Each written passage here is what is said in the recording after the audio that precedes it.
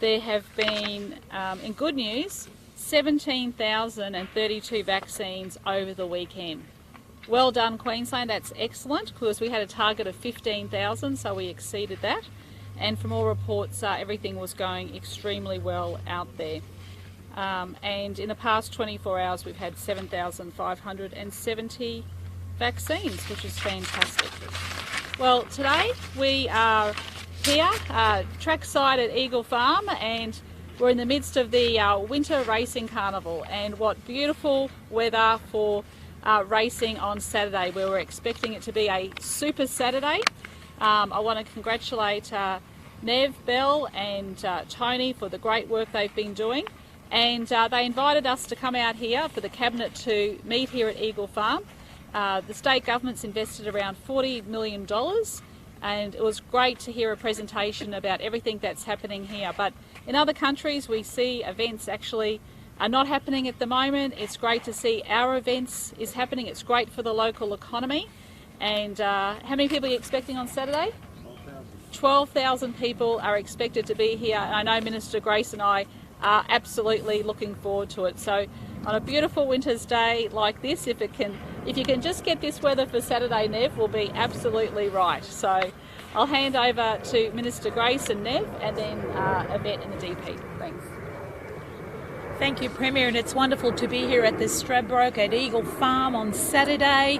They're looking at a super Saturday of record numbers coming here to Eagle Farm. On Saturday we had the Oaks, and that was very successful, and the Derby was the Saturday before. It's been an excellent winter racing carnival with well over 30,000 people in attendance, and when you've got weather like this, why wouldn't they come to Eagle Farm? The track has been a good for most of those days, and we're looking forward to a very good racing day at the Stradbroke, and I know the Premier and I are looking forward to joining Chair Neville Bell and CEO Tony Partridge on Saturday, of course, with other board members. It's historic today that Cabinet is here during the Winter Carnival. I think it's one of the first times that the whole Cabinet has been at Eagle Farm during the Winter Racing Carnival, and I'm looking forward to hopefully having a big win on the $1.5 million Stradbroke handicap race, and I've got my three favourite. Yes, we did well. Yes, at the Derby, and I've got my three trainers that I like the best: Tony Gollan, Desley Foster, and of course Chris Waller. And can I maybe put a pitch out for Vega 1, Apache Chase and Imogene? I like both of those, but then again, I'm only the racing minister, and probably my tips may not necessarily be the best, but maybe someone who can say a few words would be Neville Bell, the chair of the Brisbane Racing Club, and his tips might be a little bit better than mine. Thank you, Neville. Thanks, Nev. Thank you, Minister Grace, and thank you, Premier. It's been a great honour and a real privilege for the Brisbane Racing Club for the very first to have the full Cabinet here today discussing their weekly Cabinet meeting.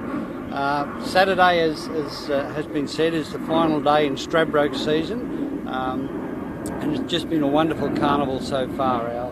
Our support from punters around Australia, from people here in Brisbane, from our local stakeholders has been outstanding this year, and they've been getting the good results as well. So the weather gods keep smiling on us. Make sure you all get out here on Saturday, because we're in for a wonderful day. Thank you. Thank you. Yvette? I just want to thank all Queenslanders who came out, not just over the weekend, but over the last week to get vaccinated. 63,272 vaccinations in total over last week, which is a record number for Queensland. I want to thank all the health staff who assisted with the rollout, also the local state disaster management teams who helped with the logistics at the localised sites. I do want to say, however, that we find ourselves having less of a take-up in the regions, and I'm going to do a bit of a shout out with the State of Origin coming up on Wednesday night, with thousands of people flocking to Townsville from around the state and from around the country. Now's the time to go out and get vaccinated. So we've got a site there at the hospital, and we're really keen to see people come forward and get vaccinated, particularly the groups that we've highlighted, the 40 to 49-year-olds who have registered. Over 64,000 people in that group have now registered to get vaccinated. And also the healthcare, aged care and disability workers. So over 3,700 of those were already registered as of Friday, and I'm looking forward to that number increasing. So please keep coming forward. Sites are open throughout the week. Jump on board, jump on the website, have a look at your eligibility and register to book in a vaccination. We still would prefer people to be booking so they're not waiting unnecessarily or missing out, and that way you can plan your day when you know you've got a booking and you can get in quickly and get vaccinated. Are these hubs going to be open again this weekend, the three that were open last week? So there's a number of hubs that will be open over the weekend. Please keep checking our website. The Logan Entertainment Centre at this stage won't be, because they had other events already committed on that site, but we're negotiating going forward with the Entertainment Centre and alternative looking at other sites. So please keep checking the website as to availability. I heard Shane Shalepi, the Deputy Commissioner in charge of the logistics, announced this morning that he expects 3 new sites to come on the weekend, so we'll be putting up on the website where those new sites are. Why do you think there's been that slow uptake in the regions? Look, it's hard to say. In some respects there is some reservations around vaccines, and it's really important that people, if they have any concern whatsoever, go see their GP, but also when they book in they can come and talk to a nurse or one of the other vaccine administrators just about any concerns. But also what I see, and I'm sure the Premier has seen it as well, when we travel around Queensland, when we tend to get further out of southeast Queensland, there's a view that COVID might not be as big a problem or a bigger risk, and we need to remind ourselves that what we're seeing in Victoria right now could happen anywhere in Queensland, and so we can't afford to be complacent that anyone could end up travelling into a region with COVID and transmitting it very quickly through that community. So, you know, North Queensland, far North Queensland are just as much a risk, and remember, we prioritise Cape and Torres Strait because of all the cases we were seeing in PNG. So the north is just as much at risk of COVID as southeast Queensland. So we want everyone to do their part, come out and get vaccinated. Will the 3 new sites be in the southeast? I'm waiting for the Deputy Commissioner to just advise me where those 3 sites will be, but considering where the demand has been, I expect they'll be in the southeast Queensland. Premier, if you're aged over 50, are you allowed to go to the doctor and say which vaccine? No, I said 2 weeks ago that I may be required to travel to Tokyo with the Lord Mayor and maybe the Prime Minister, so myself and Sterling Hinchcliffe. So if I can't attend, Sterling will be going, and 2 of our officials have also been vaccinated for that. There may be a requirement for the state to present to the whole Olympics Committee about the Olympics, and I would have been unvaccinated, and that is why I had the Pfizer. Sorry, but my question was about ordinary Queenslanders. They might be a bit confused.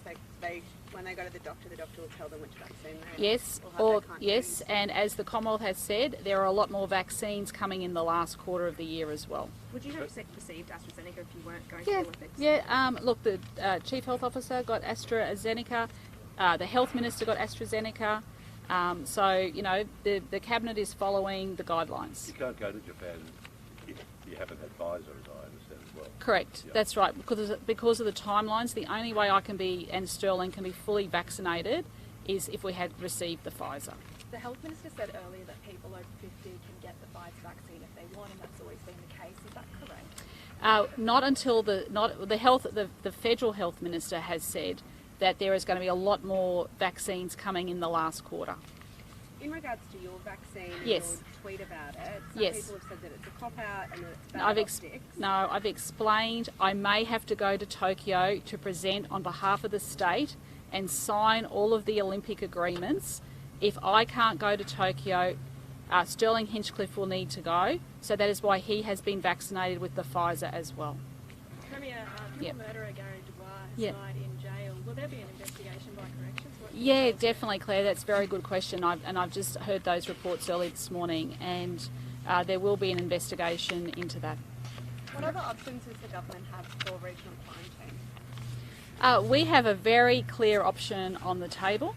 That comprehensive proposal now has been forwarded to the Commonwealth with all of their outstanding issues addressed.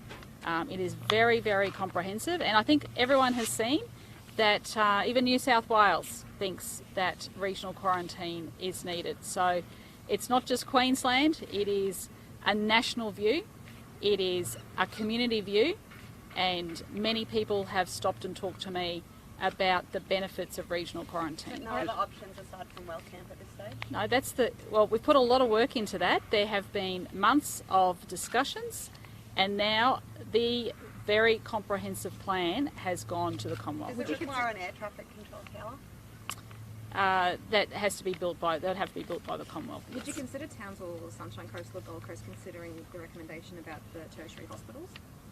Sorry? Would you consider Townsville or the Gold Coast or Sunny Coast considering it needs a tertiary hospital?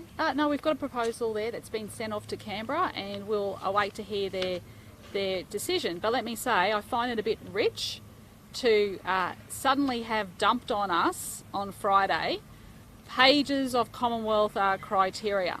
And as I said very clearly at the state conference on Saturday, it's great to see the Commonwealth now having criteria because it's showing a sense of ownership of the issue. And if the Commonwealth wants to set the criteria, they can design the facility, they can construct the facility, they can pay for the facility, and they can run the facility.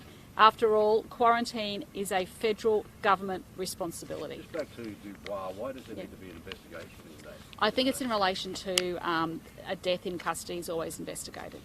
Yep. Why has it taken you so long to get your jab? As I explained the other week, if you were here, I've had tetanus, I've had my flu, and now I've had my COVID. So I've had 3 vaccines in 3 weeks. Why did Okay. you get your COVID jab 2 weeks before your flu shot? Sorry? If you need 2 weeks between the flu shot Because and I had your my COVID tetanus. Okay? Last couple of questions. And could COVID not have been prioritised? For goodness sake. Sorry? Could the COVID vaccine have been prioritised over the other two? Well, I had an accidental dog bite, so I had to go and have my tetanus. And they ask you if you have your tetanus, you need 2 weeks from when you have your tetanus to have a COVID. Then I had my flu vaccine. I have done everything I can physically be required to do. And just to clarify with the over 50s, so right now Yes. can over 50s choose whichever vaccine They have to go and talk to their doctor, okay? So we've told people to go and speak to their doctor about any issues that they may have. And as the Federal Health Minister has said, there is a lot more vaccine that is coming online in the last quarter of the year. So, everyone's preparing for mass vaccinations, okay? I've just got a question. The LNP says it has leaked documents that the state government will cut $500 million from health. Is that true? We've addressed this time and time again. Okay. Thanks, everyone. Thank you. Doing some overlay now, media. Let's go see our horse. Yep. Yes. Now, have I had enough vaccines, everyone?